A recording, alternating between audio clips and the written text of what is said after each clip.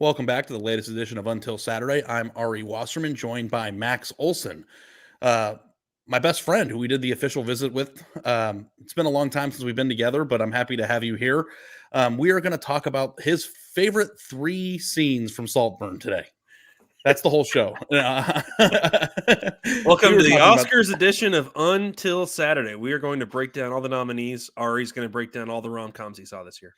Yeah, if you are a listener of the show or a reader of The Athletic, you know who Max is. But if you're living on the rock and you don't know who he is, he's one of the best national college football reporters in the country. He's very much on top of the portal stuff. He knows all about, the moves and who helped themselves a lot this offseason, which is we're going to get into 10 teams or so without ranking. Just going to go over some of the teams that we think did really good jobs this offseason heading into the spring transfer portal window.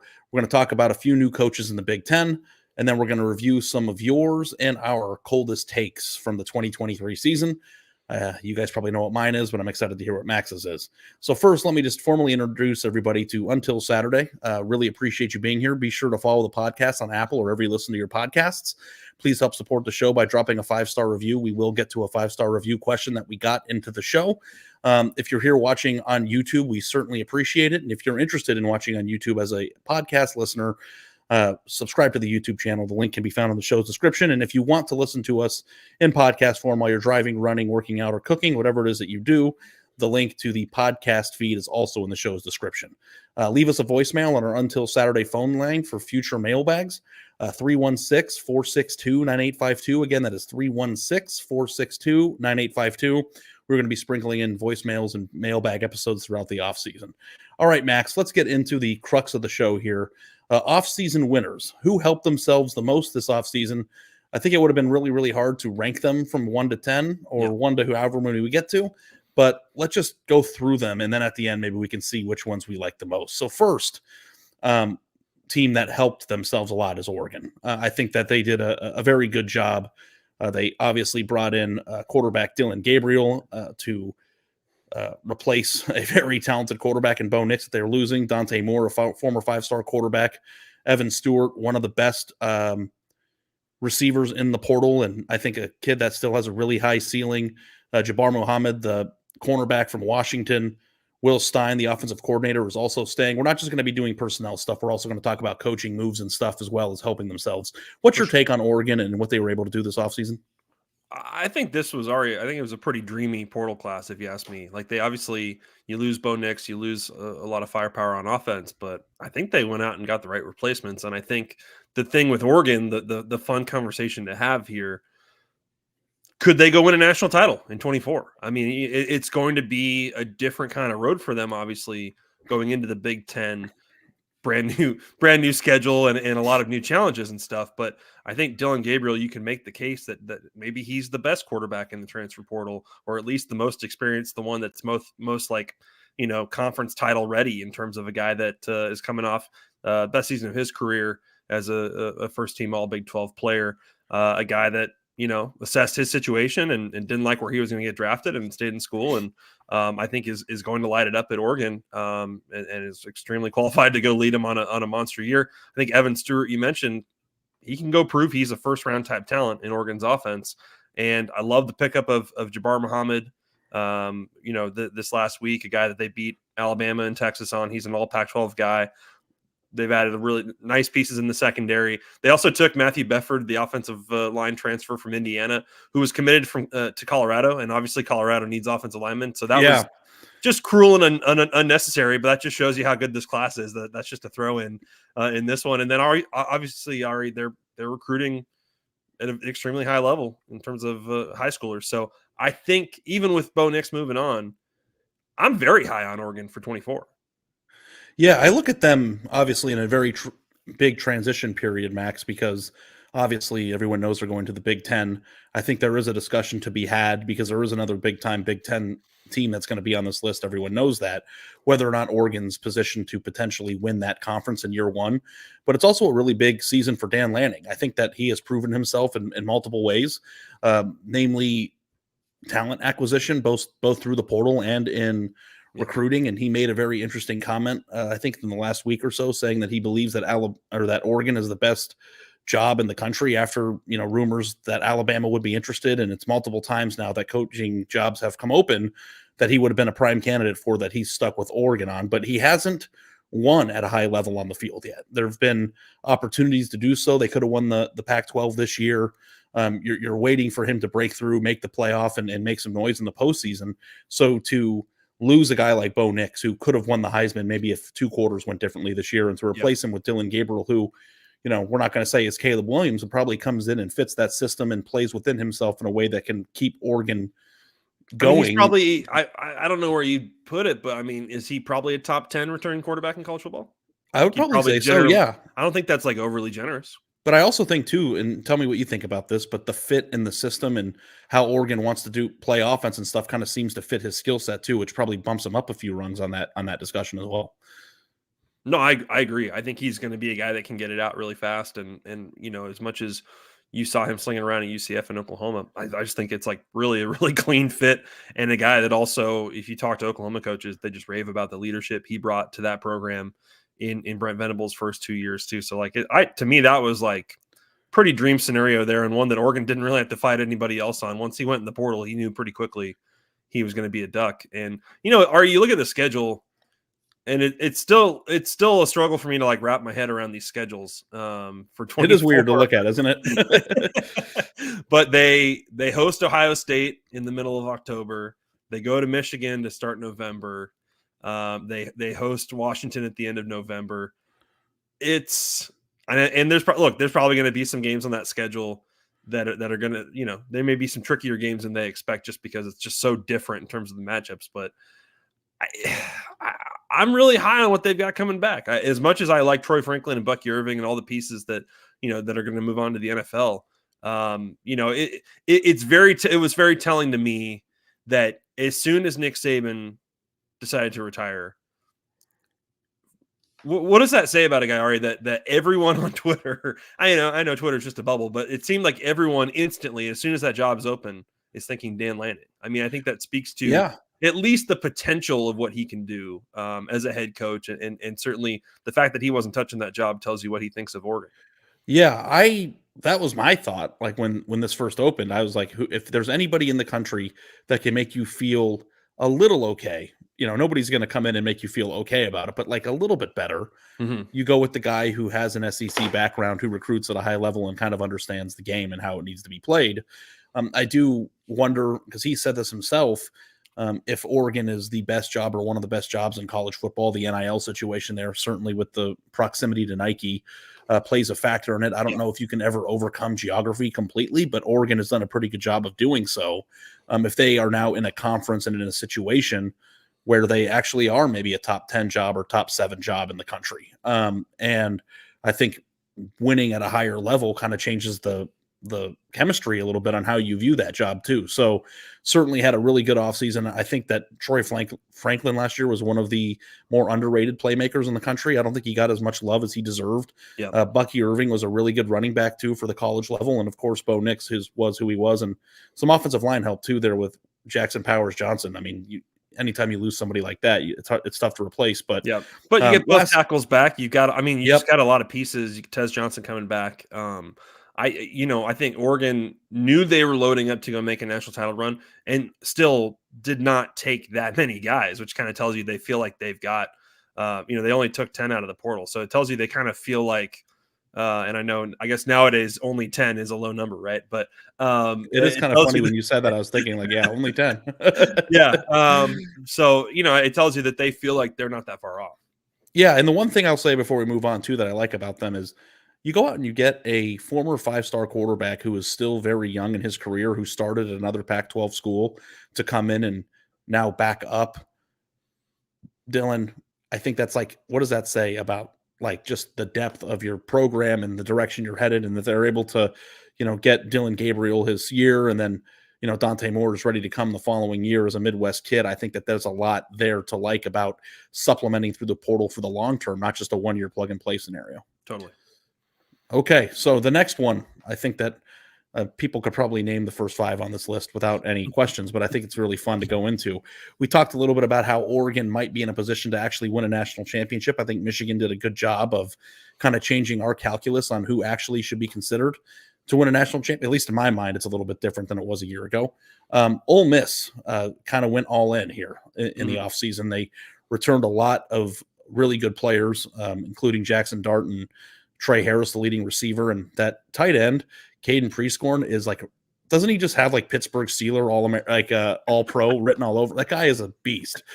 And then we also have big additions like defensive lineman Walter Nolan, receiver Juice Wells from South Carolina, running back Logan Diggs is coming in, a few offensive linemen. I mean, it just seems like they went all in, and they're kind of like playing the salary cap game a little bit of schedule matches up nicely. We have a lot of the returning pieces on a team that won double-digit games last year. We're going for it. Yeah, you look at the haul for Ole Miss just out of portal, and I know I saw when like Caleb Downs committed to Ohio State, who I think we probably should talk about Ohio State today, but I saw a lot of people kind of doing the gifs of like shoving the chips all in, right? Ole Miss is one of those teams that has been doing that since the regular season. Yeah. I mean, they are fully locked in on 24 is the year, not just to be a playoff team, but to win playoff games. And you look at their portal haul, they've added, if you just go through PFF and pull up each guy. Ole Miss has added almost 19,000 career snaps just from the portal class that they brought in. That's a lot. It's a generous amount of experience that they've added. And although there's one team that we'll touch on that added way more than that. So I mean, I'm on the bandwagon. I think Ole Miss has got the goods to be a playoff team. And I know probably the departure of Quinshon Judkins kind of gives people maybe a little bit of pause when you're like, wait, if they had all that coming back with Jackson Dart and Trey Harris and all these players on offense, why would Judkins leave? And that's kind of a whole separate conversation we'll get into. But I think that, they did a solid job replacing him with Logan Diggs from LSU. Juice Wells is a proven all SEC player when he's healthy, and they need him to be healthy this year, obviously. I thought adding the 2 transfers from Washington's Joe Moore award-winning offensive line last week was a strong, like, we don't necessarily need to do this, but let's do it. I mean, that's kind of where Ole Miss is at. And then on defense, huge statement by beating Oregon on Walter Nolan. Same thing, winning a tough battle for Princely from Florida. Just very heavy on defense in this portal class with a lot of guys who are starter caliber players. And so, we'll see, can you hit on the majority of them will be the challenge. But I think that if you're Lane Kiffin and their collective and everybody there, I think that this is like the team and like the right moment to say like, okay, we've been portaling for years to try to build this thing up. And now it seems like it's pretty solid now. And you added a bunch more pieces, but you feel like you finally got enough coming back here that this thing could be pretty special. Yeah, we talked a lot about Ole Miss building a 10-win team in the past through the portal and doing a very good job. I mean, I know that Lane Kiffin likes to play into the Portal King moniker, but Max, is this an interesting case study to you going into the year about whether or not a team could actually be a viable national title contender doing it this way?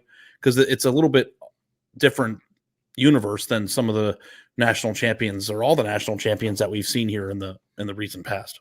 Yeah, I think so. I mean, I think that, Michigan definitely deserved credit for going out and getting, a handful of really talented, experienced guys going into the run they made in 23. Washington did the same. Washington didn't take a ton, but they took some really good ones over the first 2 years with Kalen DeBoer. But in terms of, hey, this is our full, year-long approach in terms of recruiting that we are going to build through the portal. I think we've seen the ones that are like more all in on it and not just, we're trying to fill needs and find some complementary pieces. This is going to be like the year we really kind of find out, can it work at the highest level? There are still programs out there, Alabama, Georgia, Texas certainly comes to mind, that like they don't have to take that many. They still feel like they can go out and get the best blue chip recruits. And, the portal is just kind of a complementary piece to what they do. I think 24 is going to be the kind of year where we see, can you go out and go heavy on the portal and really in this new playoff format, go make a really deep run? Yeah. And whether or not it's even something that can be duplicated in the past. Shout out to Ole Miss. I think that one of the best things that they probably have going for them in the portal right now is a little place called Ajax Diner. It was the best chicken fried steak sandwich I've ever had in my entire life, and one of the top 5 sandwiches I've ever had in my entire life. Chicken fried steak sandwich. Yes, it's this beaual brioche Does chicken bun. fried steak need bread on both sides? I mean, I don't know. Does a billionaire need more money? Like, I don't know. It's chicken fried steak, a in-house baked brioche bun that was soft and buttered with mashed potatoes and gravy on the sandwich. On the sandwich. That's called the quadruple threat of carbs right there. Yeah. Yeah. Very, very good sandwich. And then you took a nap after that one, right? Yes, we did. Yeah. I really think that chicken fried steak in general is a very underutilized food in this country, and it should be more accessible, like, across the board. I think chicken fried steak should be as common on menus as like chicken nuggets are and chicken fingers. Wow. Like, it's just not a thing that you see very often on menus, and it's delicious. I don't know why that's the case. You think about it. I mean, I don't know. I don't know if you're ready to respond right now, but internalize it at the end of the show. I'm going to process that one. Yeah. Yeah. I mean, country fried steak fingers. Like, it's not that hard. All right, let's go on to the next team here. They lost. This is a nice segue. Let's just get to the Ohio State discussion. Quinshon Judkins is one of the few losses that Ole Miss suffered. He went to Ohio State. Yep. And Ohio State had a lot of huge additions. Caleb Downs is a ready-made first-round draft pick coming from Alabama in the secondary. Judkins, the sensational running back. Quarterback Will Howard from Kansas State. Offensive lineman Seth McLaughlin, the center from Alabama, who struggled a little bit in the Rose Bowl to snap the ball, but is a pretty good or very good offensive lineman if you can get those things under controls coming in. 5-star receiver, true freshman Jeremiah Smith is a signee in last year's class. He's not a portal guy, but I assume somebody who's going to be playing a lot this year if you've ever watched his tape. And they kept basically their entire defense. Running back Trey Henderson's coming back to be the two-headed monster with Judkins in the backfield. Jack Sawyer and JT Tuimoloau, defensive lineman coming back. Fringe first-round cornerback Denzel Burks coming back. They lost Marvin Harrison Jr., one of the best, if not the best, receivers in college football last year. But Ohio State, if any program is able to sustain a loss in the wide receiver room, that would be Ohio State. They basically were just like, they did the all-in thing, but they are really loading up to kind of change the trend of what's going on in the Michigan rivalry and kind of missing the Big Ten championship and all the things the last 3 years. Ohio State went berserk, I think. Ari, is anything less than 16 wins for Ohio State going to be satisfying this year? Yeah, I mean, I saw like national title. I had to do the math about how many do you have to win now. I think it's is it 16? I guess it's 16 if you have the bye, right? Yeah. So 17 if you go all the way. 17 if you earn a top 4 seed. Is that? Yeah. This has never been a math podcast this year, right? So, yeah, I think it's at least 2 more if you're not a bye team. Yeah. So I don't know that that's the case, but I do think that if they were somehow to lose to Michigan again next year or fall short of the Final Four, that would be a complete and utter disaster. I think that more so than the usually it's not disastrous when they lose to Michigan, right? Like, as your co-host, it's my duty. My previous co-host doesn't think the rivalry matters all that much. Dave Ubben, when we get you back, I'm sure you'll make that joke 100 more times, but it's certainly important. But to go all in response to all this, I think is an interesting thing. But the thing that I think is most interesting about this, not so much the talent that they've acquired, because they've always brought in really good players. That's not new for Ohio State. It's the reorganization of the staff on both sides of the football. They brought in Bill O'Brien to be the offensive coordinator. Ryan Day is giving up calling plays for the first time since he's been there, which, after some questionable calls, I think in the Michigan game was kind of an interesting move of like, should this happen now? And is he willing and ready to admit that it should and that he has? They fired a special teams coordinator that a lot of Ohio State fans were upset about. Reorganizing the staff to get another defensive staff member in there, I think is going to be a huge step for them. It seems like they have, more so than just getting players, have tried to identify and remedy all of the things that were ailing the program from top to bottom, which seems to always happen at Ohio State when they have bad years. It took a little bit longer than most Ohio State fans would have liked to see, but they're going into the offseason with a lot of players and a new staff and a lot of hope. I think that Downs and Judkins, you can say, are the kind of, I mean, I've been doing this for a few years now. They're the kind of players you almost never see show up in the transfer portal. These are legitimate All-America type players who usually are not leaving for anything other than the draft, right? And so to win head-to-head against Georgia for Caleb Downs, first of all, I just don't. People were stunned by that, and I was too, right? I mean, I think that seemed just so obvious that Caleb Mhm. Downs would go to Georgia. So it does speak to his confidence and his family's confidence in Jim Knowles and Ryan Day and what they've got cooking. I think holding on to, he was committed, but like you and I both know, holding on to Jeremiah Smith in a game that went into overtime was a huge deal for this staff too. I think he's really special. Not that the Ohio State has been struggling at receiver. The Will Howard part to me, Ari, is super fascinating. At the start of this portal cycle going into December, when you talk to GMs and people in the personnel space kind of in advance of all these players hitting the portal, and you talk about kind of who's going in, they were a little bit split on Will Howard. I talked to some people who liked Will Howard a lot and felt like, man, you put him on the right team, you can win 8, 9, 10 games. Like he could really be just the right kind of leader for a team that's already set up to succeed. And then I talked to some who kind of felt like he was a little more kind of average to above average. And I think it's kind of in the eye of the beholder and how you break down the tape from his time at Kansas State. What's your, where are we starting in terms of setting the expectations? Yeah. Will Howard, who obviously I should note still has to win the job. Yeah. I think that I'm in assuming he's going to win mode. I don't know if there's any path to the field for, I know Devin Brown is still there, and there was a thought that maybe he could come in next year and be the starting quarterback there. Yeah. I think you make this move because you go into the offseason knowing that you don't have enough. And it's not impossible that Devin Brown could outplay him in spring ball, is it? I guess it's not impossible, no. And we have to take into account too that there was a chance that Will Howard could have lost his job at Kansas State had he stayed. So we're not talking about like a ready-made.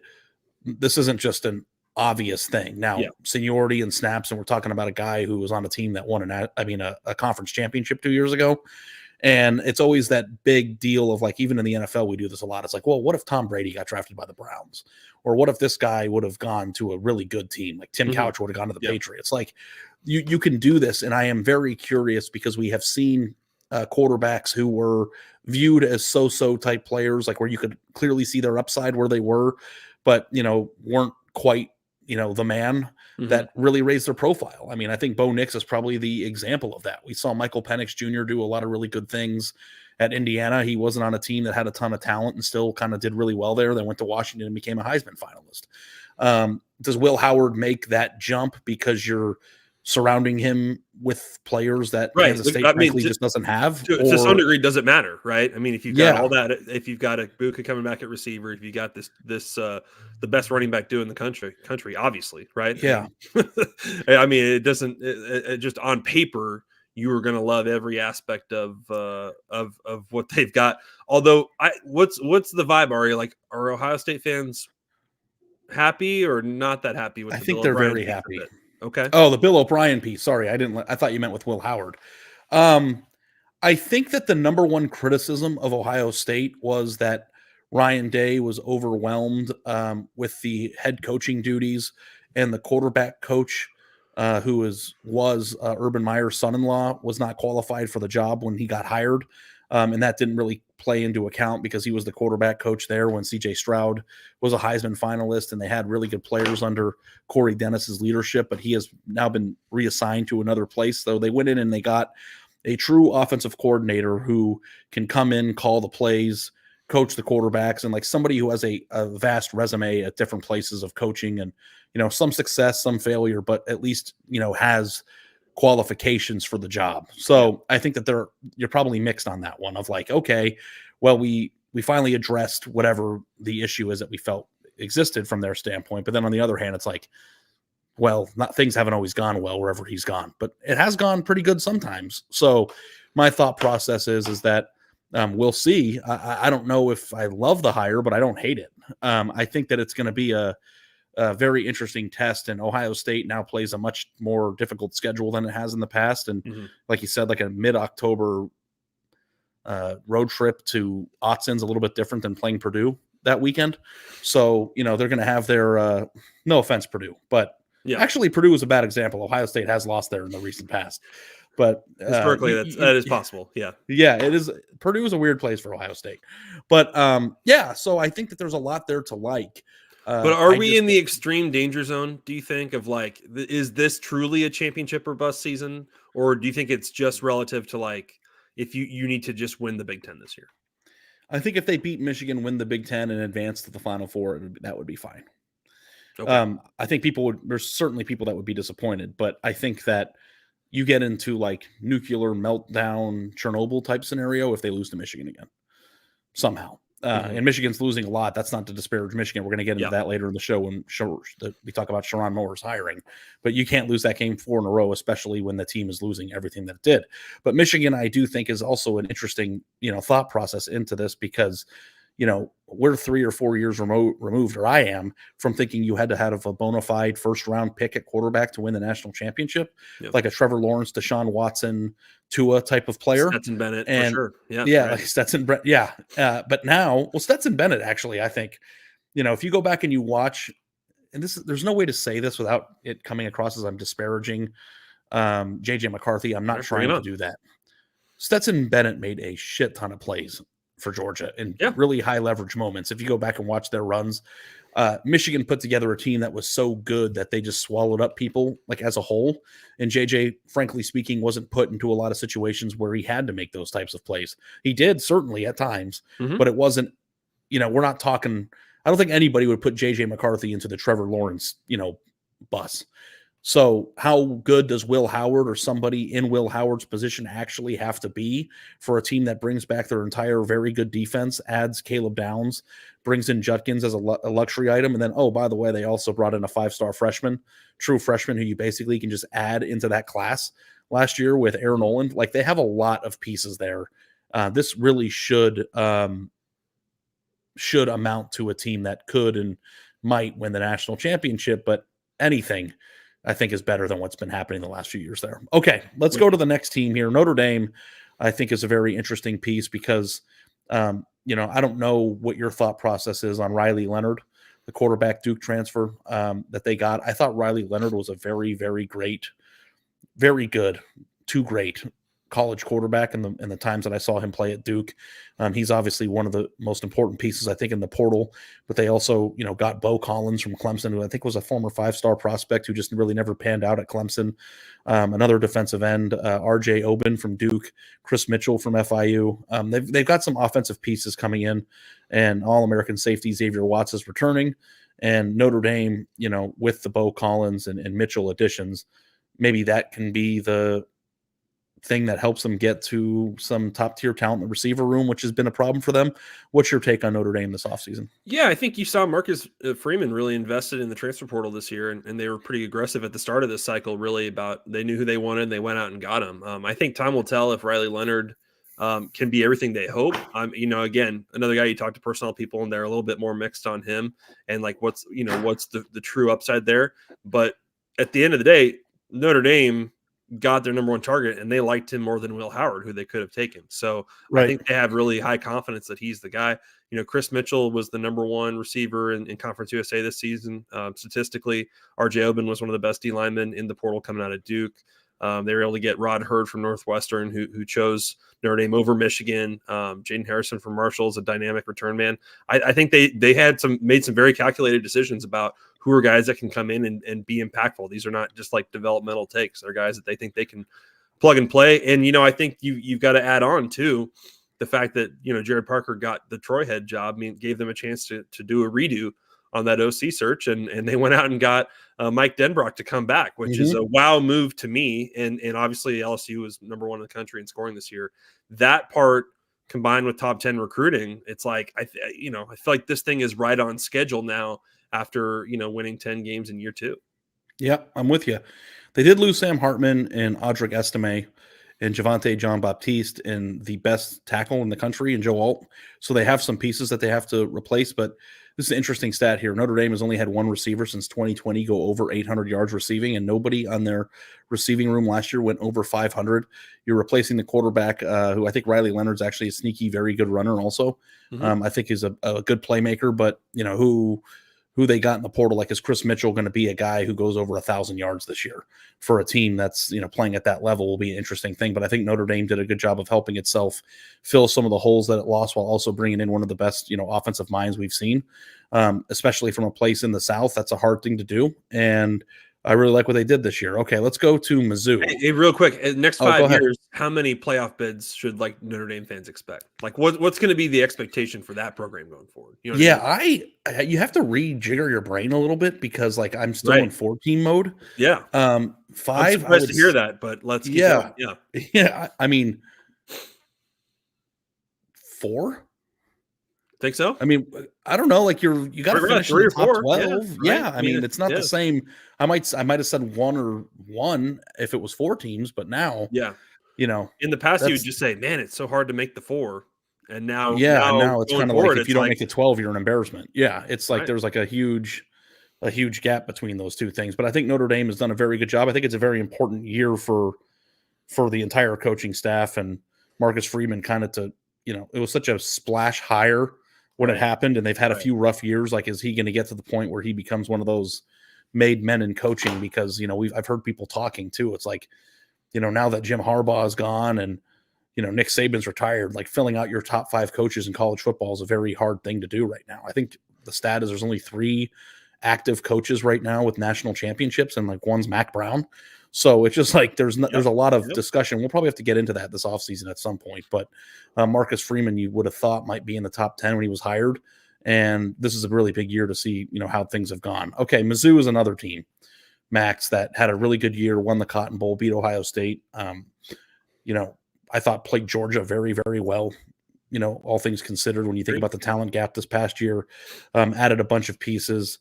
Including offensive tackle Caden Green from OU, Marcus Carroll, the Georgia State running back transfer, Nate Noel from App, defensive end Darius Smith from Georgia, and they're also returning Brady Cook and Luther Burden, which I think is a really good sign for a team that made a lot of offensive plays with that 5-star receiver. What's your take on Mizzou and what they did in the portal and what they're bringing back? Yeah, they're kind of that team, Ari, that they're just they're going to be automatically slotted really high in the preseason rankings, don't you think? Yeah, I would think so, especially when you get losing back Cody Schrader. I don't know why I said Katie. Cody Schrader. Katie, because for obvious reasons. Yeah, but he ran really hard last year, dude. Like very, very underrated. And of course, losing the national treasure, Harrison Mevis, at the kicker position is not going to be easy. That guy just bolts in at least one 59-yard field goal at the end of a game every year to win. But yeah, no, I think so. If they lost Mevis, then I have to totally recalibrate my expectations for Missouri, because I mean that guy is the thicker kicker. The thicker kicker. That is the definition. That's a difference maker with a capital D right there, Ari. Yeah. Dude, not just because he's a thicker kicker, but ice in his veins, man. Like 100%. And hitting these like field goals that are NFL range to win games multiple times the last few years. But all kidding aside, yes, Max, I agree with you.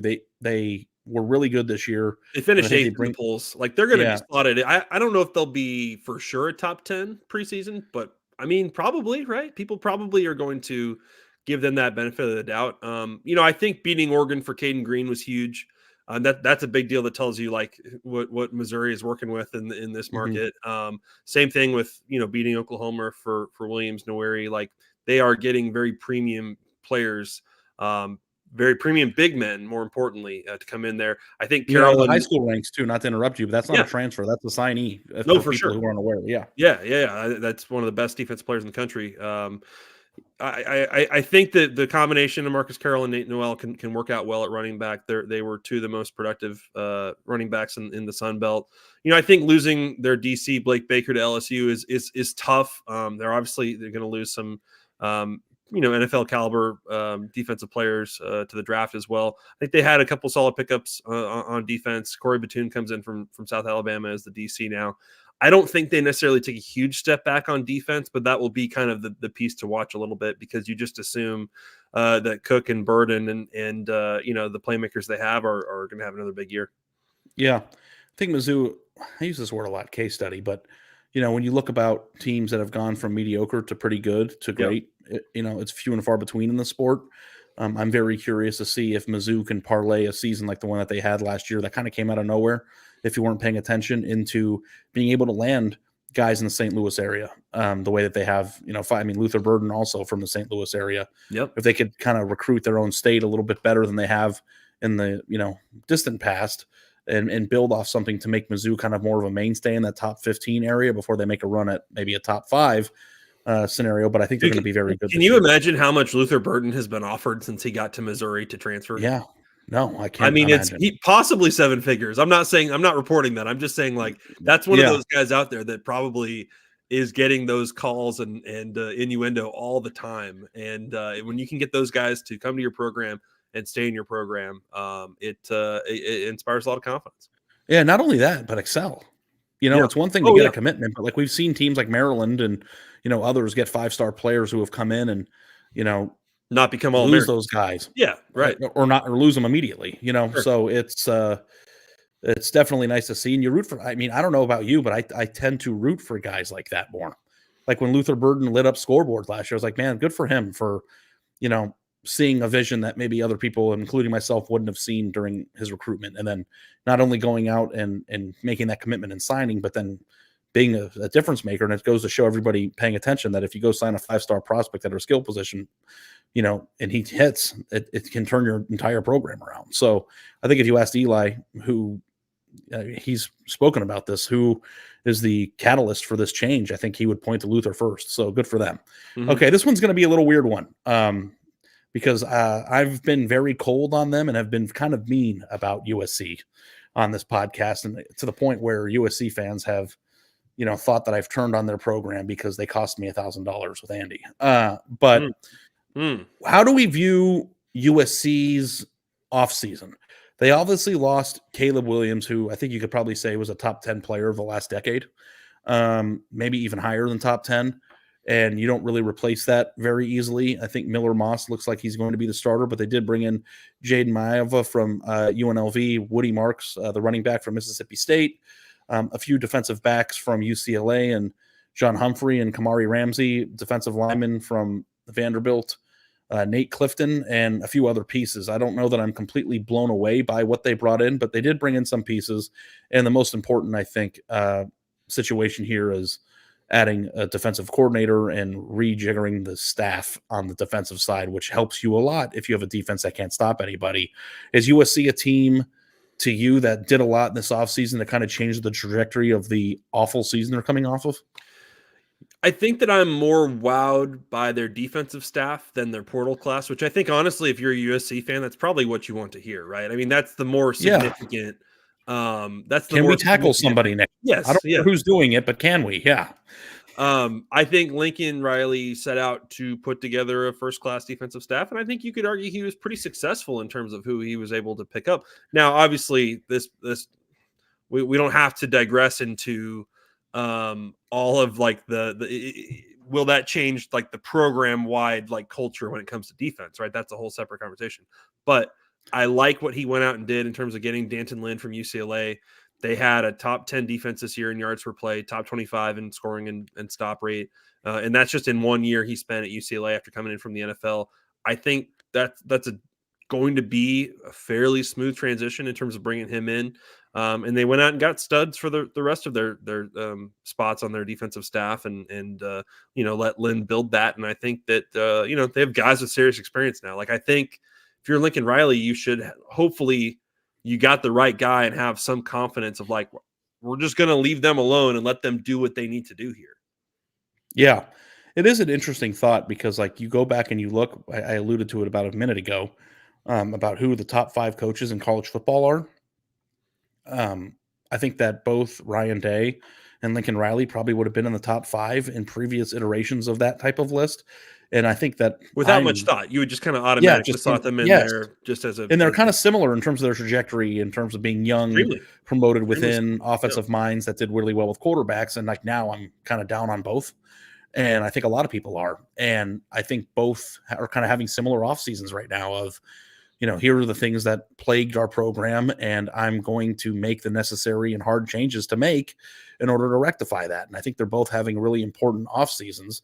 Ohio State, I think, did a better job of getting players into the program, but USC probably had a more drastic change to make. And in tracking both of these teams going into next year, I don't want to lump them together, but can USC be really, really good offensively and have a very solid defense enough to compete in the Big Ten, or are they going to have a rude awakening next year is a very important story to be tracking into next year. Yeah, I agree. And I think that I think everybody was curious to see what was Lincoln going to do at quarterback in the portal in December. And that there was a lot of behind the scenes conversations going on with lots of different guys out there about potentially going to USC. But then Miller Moss just went out and had a killer Holiday Bowl. And I think that really kind of reset the conversation. Now we'll see, did it reset your mind on what to expect from him? I don't know. I mean, we're not really, that's the guy we just haven't seen a lot of game reps from, right? I mean, Lincoln would know better than we would in terms of what you've seen in practice development. He was a guy that when I talked to a lot of personal people, they just kind of assumed he would hit the portal. They assumed USC would go take somebody, right? But props to him for making the most of his opportunity in the bowl game. And I think doing enough to kind of be like, okay, wait, maybe the answer is in the building here. They eventually took Jaden Maiava from UNLV, who was the Mountain West, freshman of the year, who they flipped away from Georgia, actually. So how, is that, are you taking him as a guy that can go beat out Miller Moss, or is that more of a developmental take? We'll see. But yeah, I mean, I think you have to know after, post Caleb Williams, there's going to be a step back, but can you be a little bit more balanced team and not just have these big flops? I think that's the aim here. I brought up Ryan Day here a second ago when talking about USC. Andrew Cooper here in the chat said if Ohio State doesn't fix the quarterback position, do they do enough to change their overall results? And that sparked my memory that we got an Apple review question that I promised that we would answer. And we got it from Matt McCarty, who left a 5-star review on the podcast feed. If you do that, we will answer your questions on the show. And I wanted to make sure we did that because we say it all the time. So the question is, did Ohio State actually change anything by spending $15 million? We'll get into that figure in a minute. But they had a great defense last year, but their offensive line sucked and their quarterback was mediocre. Isn't their offensive line going to be the same?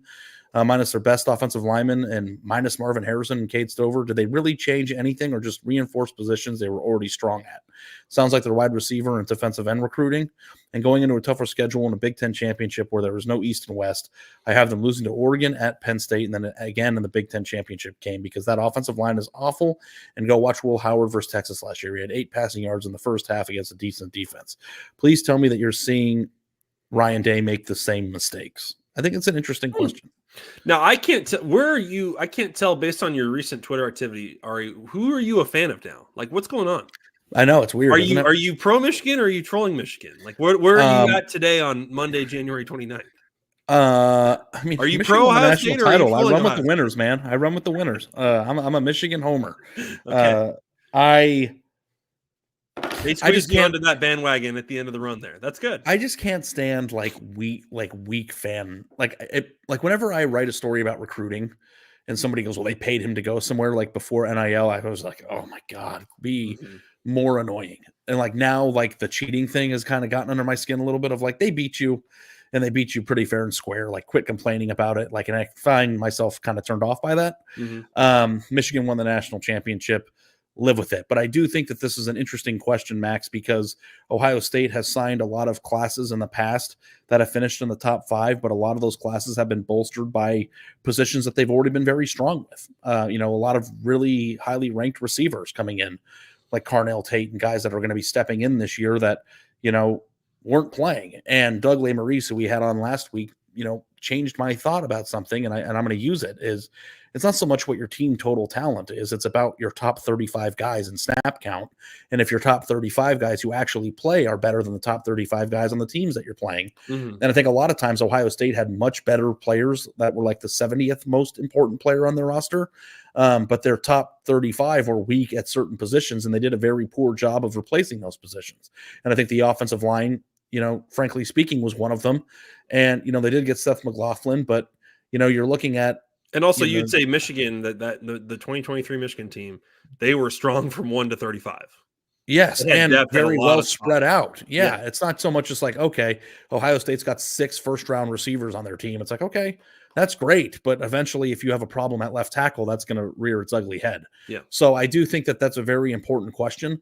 I also, like, hope you would think that they made a huge upgrade at the quarterback position if Will Howard actually is a hit in the way that, but that's also a question mark. So, they did not spend, in my opinion, $15 million to do this.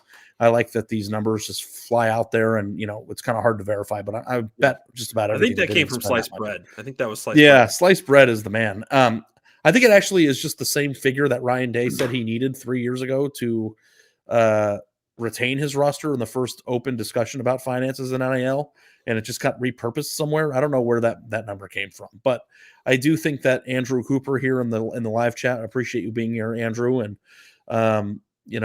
the question is dead on and certainly something to track. So, adding luxury items at places that you're not really Yep. weak at doesn't necessarily inspire change. Their defense was very different last year than it was in the past. They're bringing most of those guys back. Caleb Downs is a really important piece in the secondary for anybody. Quinshon Judkins is really, really good, and they haven't really been running the ball that great. Their offensive line and quarterback position, as you mentioned, are going to be really important pieces. Okay, we've got 3 more teams we're going to power through real quick. Okay. Louisville, I'm just going to let you run. What do you think of Louisville and what they've done? Ari, I'm very high on Louisville. That they have added more than 30,000 career snaps to their team via the portal this offseason. That's 26 new transfers in the building, basically an entire recruiting class. They've lost 40 to the portal over the last 2 off seasons, so they had to restock a little bit. But if you look at their class they're bringing in for 24, 14 high school, 26 portal, that's impossible a couple of years ago. But that's what it looks like now going into year 2. I think the interesting question for the Cardinals after playing for an ACC title. Will the portal thing be more due to necessity, or will that be preference going forward? Because I think they were really successful in this cycle at getting legit players, Power 5 and Group of 5 players. And I think when you get a taste of contending right away, you want to stay at that level, and your fan base expects you to stay at that level. So, big fan of a lot of their takes. Colin Lacey from South Alabama was the number 1 receiver in the Sun Belt this last season. Penny Boone was the MAC Offensive Player of the Year at Toledo. Tyler Barron, who they flipped from Ole Miss, one of the best edge players in the portal. 6 offensive linemen with starting experience. And the big one to me, the big question mark is Tyler Shuck, the Texas Tech quarterback transfer. I think when he's healthy, he's a dude. And I've talked to personnel people who really liked his tape. But the big thing is he's just had the worst luck ever in his 3 years at Texas Tech with injuries. So people haven't really been able to see him string together a big run here. But if Jeff Brom and his offensive system can get a full season out of Tyler Shuck, I think Louisville is going to stay competitive. I'm with you. I like Louisville too. Texas, we have to get to. Horns up. Texas. Well, lost a lot, dude. They did lose a lot. I mean, They JT did. Sanders, AD Mitchell, and Xavier Worthy, Jordan Whittington, and Jonathan Brooks. You look at Dane Brugler's his last mock draft he did 2 rounds and he had 6 Texas players in it. I mean, there's some studs leaving. Yeah. Well, they got Isaiah Bond from Alabama, who I think has a huge ceiling. And they picked up some pieces like Silas Bolden, the receiver from Oregon State, wide receiver Matthew Golden from Houston, and another few pieces. Quinn Ewers is staying. Sark on an extension. Do you feel like Texas did a good job of weathering the blow to maintain the success they had last year? I think so. Yeah. I mean, I think Quinn Ewers is coming back, but he loses his top 5 guys in terms of catches this last season. I think, Matthew Golden from Houston is not a household name yet, but is super talented. Bolden's one of the most explosive players in the Pac-12 as a receiver and returner. I think that was very savvy of them to get Bond flipped like they did before Kalen DeBoer really even had a chance to meet him. So really strong stuff. And then obviously Amari Niblack coming from Alabama, to all this to complement Jonte Cook and Ryan Wingo and some of the young guys they've got. Offensively, you feel really good about where they're at. They didn't need a whole lot on defense, but to add Trey Moore, the top defensive player in the American Conference, edge rusher from UTSA, I thought was impressive. Andrew Makuba, the safety from Clemson, comes home. It's tough to lose Bo Davis, obviously the D-line coach. It's tough to lose Jeff Choate, but otherwise this staff continues to just have a ton of continuity on, especially with their coordinators. And I think that's a big deal in terms of running it back. It's obviously Sark being a guy that was, another name that got thrown around for Alabama. For them to run it back like this is, despite what they lose to the draft, I think you're very encouraged. My buddy Mark Schlabach at ESPN had Texas number 2 in his way too early top 25, and I winced at that a little bit. Ari, like, is that what we're supposed to think on Texas? Are we supposed to just be like, they're a playoff team and they got a lot quarterback back and they got a lot back, and so like 2's a I little don't know high where for to my put liking, them. but Yeah, it feels a I little think high to top me. 10. But maybe they are top 5. I don't know. It could end up being that way. Yeah. Florida State on the rundown here losses. It's says everyone, which I thought was funny. They did lose literally everybody. But DJU coming in at quarterback, Grady Kelly, defensive lineman from Colorado State, a few other defensive linemen, and then everybody on Alabama's roster is coming in. So it seems to me that Florida State has done a very good job of building their program through the portal. I think that they did a very good job of addressing a lot of the losses they have. I don't know if they'll be able to sustain how good they were last year when you lose all those pieces. But certainly I think did a very good job. And just for the sake of time here, Max, Nebraska is the last team that we have to cover real quick. You're very plugged in there. They got Dylan Raiola. I think that everybody knows that name. A few other pieces in the portal and returning some important defensive players, including their defensive coordinator. Is Nebraska a team that takes that jump to 9 wins next year? They are chasing another offseason. I mean, 11 championship here. Oh, okay, sure. Yeah, why not 11? I think the trend line is really positive for Nebraska. Chasing another offseason championship here. I think getting Tony White back was a really big deal. They had the number 13 scoring offense in his first year at Nebraska. After coming in from Syracuse, he really worked a miracle and had a lot of interest. So keeping him, I think, was maybe the biggest one. But certainly Raiola and Carter Nelson coming in, you've got some real difference makers in the freshman class. I think the Dante Dowdell, Isaiah Nair, Jamal Banks, all guys that Nebraska really, really needed last year. So I think if you're a Husker fan, I think you are pretty optimistic that they are getting some players in here who are going to make this thing look different in 24. Max, we got good chemistry. That's why that took 50 minutes. Thanks, guys. We've got 2 more segments here. We're gonna go through them first, but I just wanted to make sure, as we're speaking of the Big Ten in Nebraska, that we thank you all for subscribing. If you're checking this out on YouTube, and whether this is your first or 10th time, please consider dropping us a like and subscribing. 75% of you guys watching this right now are not subscribed to the YouTube channel. Let's change that. It takes just a second to like the video and subscribe to the feed, and it helps support the show in a major way and helps us try to get to the direction that we're headed in. We're aiming to get 10,000 subscribers on the YouTube channel before the start of next season. So if you're here watching it and you're not subscribed and you enjoy the show, could you please do that for us? It'd mean a lot to us, and it would help us get our videos in front of you. So it means a lot to me. Let's go quickly into the next quick segment here. Sherrone Moore named Michigan's head coach. 2X? Should we just try to do it that way? And then the listener can just adjust their audio on the playback. How do we do that? I don't know. Let's beam it into everybody. I already speak at 2X, so I'll just try and turn it up even more. Right, yeah. Go. Sherrone Moore was named Michigan's head coach. Obviously, he's got important scenarios here. In terms of a to-do list, he's got to retain his staff. Jesse Minter and Jay Harbaugh are both rumored to be following Jim to the NFL. He has to hire some coordinators here.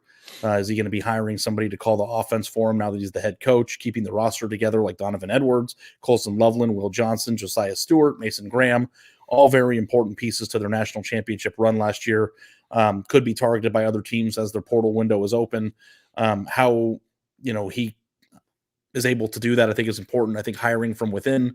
I respect Michigan for not making what seemed to be an easy choice difficult.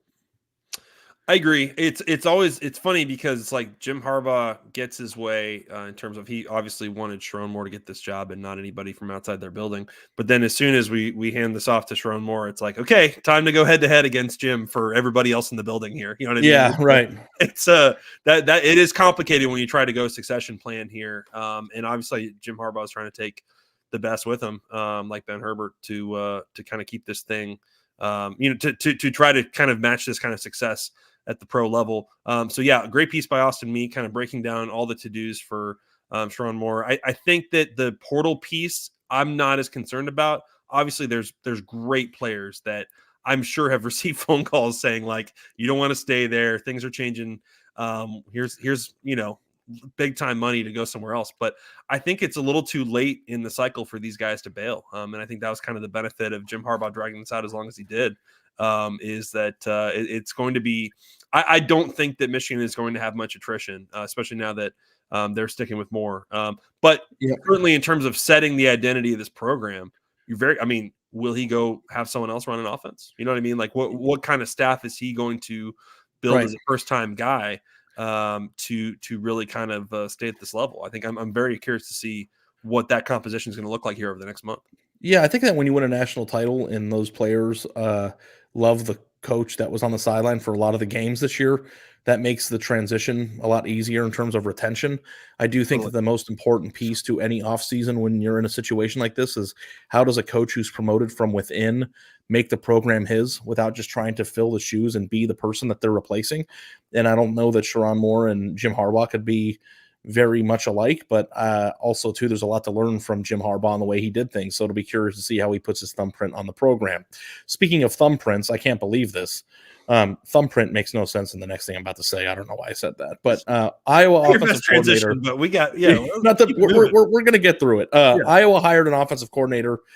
Tim Lester was Western Michigan's head coach through 2022, and he was an analyst for Green Bay Packers this season in the NFL. He's a former XFL quarterback, offensive coordinator at Syracuse prior to Western Michigan, and had some really nice pieces, at least at the skill position players, while at Western Michigan, like Dwayne Eskridge and Sky Moore, both of whom were drafted under his leadership. I invested a lot of money in Dwayne Eskridge rookie cards, and that's not really playing out right now. But we're still this season. I mean, I don't want to talk about it. Okay. But I loved him in college, so I always thought that he was pretty cheap. But hey, by the way, what's the best destination for Justin Fields? Do you want to do like 10 minutes on that real quick? Yeah, I've got more Justin Fields cards in this office that I'm sitting in. I think I could pay my mortgage for 4 or 5 months if I just sold them right now, but I'm holding on.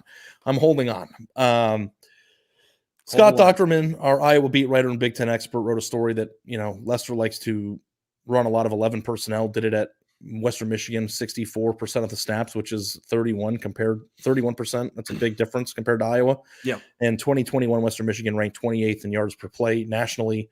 I think they did so. If you ever watch those Maction games like I do every year, they had a ton of explosive plays on those teams. What do you think about the Tim Lester hire, and does it kind of, fall in line with what you were anticipating here? Yeah, it's funny. I saw obviously on Sunday a lot of people like chuckling at like where Western Michigan finished statistically in 2022, and just look at Kirk Ferentz. He couldn't help himself. But you look at all the years preceding that. I remember a year ago talking to some of the players from Western Michigan who hit the portal because Braden Fisk from Florida State and a bunch of those guys went in. They were pretty surprised that he was let go. They did really kind of did not see that coming. And I think that it's a tough job to fill. In some ways, there's nowhere to go but up, so maybe it's not that tough of a job to fill. But the fact that Kirk Ferentz took like 100 days to do this, like that's the part of this that I just like couldn't wrap my head around, and it kind of builds up this anticipation of like how will they please find somebody acceptable. I think Tim Lester is acceptable if you're an Iowa fan. I wouldn't be upset about it necessarily, but offensively, it's a good note from Scott. I think Kirk Ferentz is looking for people that are not trying to necessarily fully go too far away from what he believes in, but can you at least innovate a little bit? I think this one makes sense. You just wonder how much will he be kind of given the freedom to take them away from what they love to do and do unsuccessfully. Yeah, I don't think they were going to go hire a coach that likes to run a 5 wide every play, but I also don't know that I feel 100% bought in on the notion that they're going to start scoring 30 points a game. We'll see how it goes, but I didn't hate the hire. I was exactly the type of hire that I was expecting. Do you think his contract will come with terms for scoring? Probably not. Yes, I think he has to score 21 points a game this year, and I think we might be escalating. It's like year 1, you have to hit 22. Year 2, you have to hit 25. Year 5, you need to hit 30 points a game. Yeah, that's how I would do it. Yeah, drive to 326 would be funny. Okay, last segment, guys. Thanks so much for being here. We really appreciate you, but I'm excited about this. We're going to review some of our cold takes from this year. Max is the purveyor of lukewarm takes, so I don't know if we're going to have much of a cold take from you. I've got a lot of them. I got one. My cold take was it is impossible for Michigan to win the national championship this year. We've talked in depth about what I used to view as a necessity or a prereq for winning a national title, and Michigan did not meet that criteria, and Michigan won the national championship.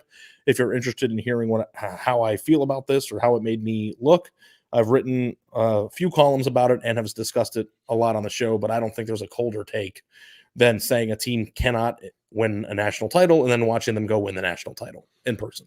I remember when you and I landed in Columbus for the official visit, and Bruce was reporting his story about how Jim Harbaugh said they had like 20 draft picks or whatever. Wasn't he like nudging you to write a column about how Michigan cannot win the national championship?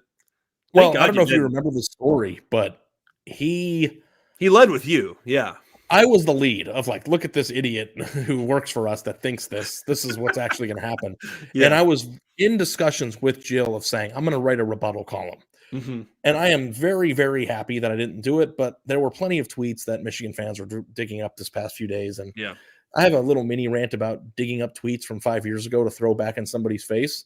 I think that if you have analysis of something that, based on the information that you had 5 years ago or 4 years ago or even 3 years ago, and then something miraculously changes, that sorry, I didn't see something incredible coming. Like I didn't see a miracle happen. Like I was wrong then, obviously, but you can only give analysis based on what the information you have in this at the time. But that's no excuse. Max, what was your cold take? I thought that USC had the goods to be a playoff team. I did. I thought that Alex Grinch could get the defense to good enough, and that Caleb Williams was just so special that he could overcome whatever. And honestly, Ari, it's probably a little bit of a cautionary tale after the discussion we just had. I really liked what they brought in the portal, and they missed on a bunch of guys. I mean, there's some they took that worked out. They tried to rebuild their whole O-line through the portal. I wouldn't say that worked out great. There's, Dorian Singer, who's already transferred again to Utah. There's some guys I really liked that they picked up that just didn't have that kind of we're going to be a playoff team kind of impact. And so, yeah, that's probably me being a little guilty of overestimating what someone's done in the portal. Ultimately, it just never came together. But hey, you know what? I also thought at the end of the season, Lincoln Riley might go pro. So shout out to him for sticking it out and trying to fix it. Yeah, it is interesting because it's like Dorian Singer was like a no doubt about it, can't miss guy, I thought last year, right? Yeah, sure. I think he even scored a touchdown I think he was the first person to score for USC this year, or at least he scored in the first quarter. I was like, this guy's going to score 15 touchdowns this year. And it might be also a cautionary tale. You had all these pieces. Yeah. I mean, just on paper, it just seemed like as good as Oregon and Washington were going to be, I thought USC would be right there with them, and they just were absolutely not. But is it also a cautionary tale, too, that if you are a person who is putting up major numbers at a quote-unquote smaller place or less iconic football brand, that leaving isn't always better? Yeah. I mean, I don't know. Like sometimes that is also because he had a really good year the year before at Arizona. So, okay, let's get to some fan cold takes. We're going to start with a voicemail from Will, and then we'll get into the rest of them. Hi, y'all. This is Will from sunny California. My really bad take, I'm a Jayhawk fan, and after Jalen Daniels went down, I was all doom and gloom. I was sure that we were going to massively underachieve or, course correct for average for us. But no, Jason Bean stepped up. Had some massive wins, some great moments. What an underrated story, as our fan base just has embraced him as an incredible leader, incredible kid, and really happy first bowl win in a long time, and looking forward to a great season next year. But that was a bad take for me. I thought we were done. Yeah, and you covered a pretty exciting Kansas game too, where goalposts landed in bodies of water. I did, yeah. I mean, if you Kansas is another one, man. Like in terms of what they are bringing back, where they did not lose to the draft, and they went out and got a few pieces in the portal, but Kansas is going to ride in 24, man. Like it's they've got a shot to make a run here if Jalen Daniels can stay healthy. Yeah, and also too. Jason Beam, all-time name. I don't think he gets enough credit for how awesome that is. All right, Josh Mustachio. I'm going to read some of these off now here. His preseason cold take was that Michigan loses 3 games this season, and it reminds me of their 2007 season when everybody was back and they just collapsed. Didn't go that way. It did not go that way, Josh. Okay, thanks for sharing, though. We appreciate that. Yes. Ian is tweeting on Twitter. I said definitively that 3 quarterbacks cannot play coming into the year. One won the Heisman Trophy, another won the national title, the national championship game, and the third one was Cam Ward. I respected Ian. Ian, when we did our Heisman draft in the summer, I went back and looked at this today. I took Carson Beck, Kyle McCord, Tyler Buckner. Man, we had and Cam Rising, who didn't play a single snap all year. So yeah, when it came to QBs, I took some pretty big L's this year. And I got to respect everybody who joined this today, because you know what? I don't know what happened, Max, and I don't know if you ever feel this way. Maybe I just feel it more than you do because of how the personality I am. But like, being a sports writer has like somehow turned into like having to be right about the future all the time for some reason, when really we're supposed to be chronicling what happened already.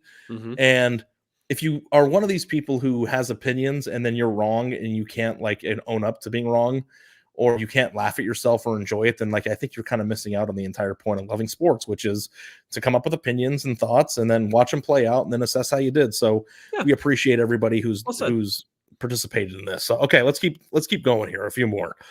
Eric at Eric Quiz 2096 on Twitter wrote, and I quote, "Brother, look at Heupel's QB production every year since like 2017. If you aren't convinced yet, you are blind. Joe Milton is going to feast in 2023 now that he's been in the system and learned it. Heisman type season coming."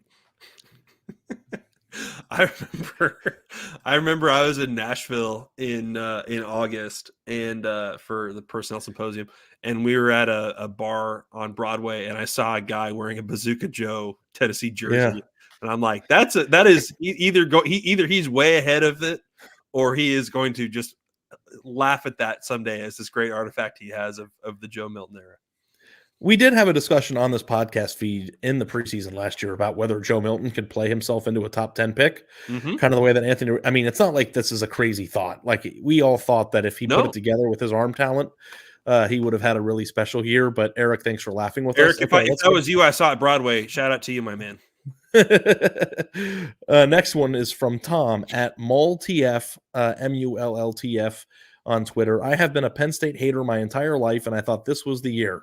Had bets on them to win the Big Ten, make the playoff, Drew Aller for Heisman, all terrible bets." You know, they weren't, I don't know that it was terrible. I just think that they just didn't get over the hump in the big games, but they didn't collapse. And I think I would have thought that Drew Aller would be further along this year than he was. Yeah. But then I also don't know if that's also just lack of explosive playmaking ability around him at the receiver position too. So we'll see. Well, and I mean, Ari, would he have benefited from starting in 22? I mean, who can say? I think he probably would have. I don't know what you think, but hey, they won the Rose Bowl a few years ago, so everything's better now, right? That's the whole point, right? Last one here, Jagged Line at U_N3RD, which spells nerd. In the preseason, I was convinced that one of Joe Milton, Spencer Rattler, or DJU were going to make themselves into a first-round pick. I mean, all three of those guys, had upside, especially the body types of two of them. It's not crazy, but guys, we're going to continue to monitor cold takes. That was a really fun segment. I enjoyed it. Thank you so much. Yeah. Some people have it and some don't. Dave. I'm kidding because I love. Thank you guys so much for joining us here live on YouTube if you're here. And thank you so much for listening. If you're a podcast consumer, Max, thank you so much for joining us. You made a podcast about personnel changes possible, because I don't know how you keep it all up there in your big brain, but I can't do it. I appreciate it, man. It was always good to chat with you. Yeah. I had a really good time. It was a good episode. Lastly, just want to thank everybody again and remind them to follow us wherever you listen to podcasts, subscribe to the YouTube channel, and whether you're a YouTube, podcast, or both listener, please interact with those channels as much as you can with likes and comments and shares and anything you can do to help the show continue to grow. We're very proud of what we're doing here, and it's moving forward in a really awesome direction. The goal is 10,000 subscribers on the YouTube channel by the time the 2024 season starts. And holy crap, we are getting old. Thanks, everybody. That was the latest edition of Until Saturday.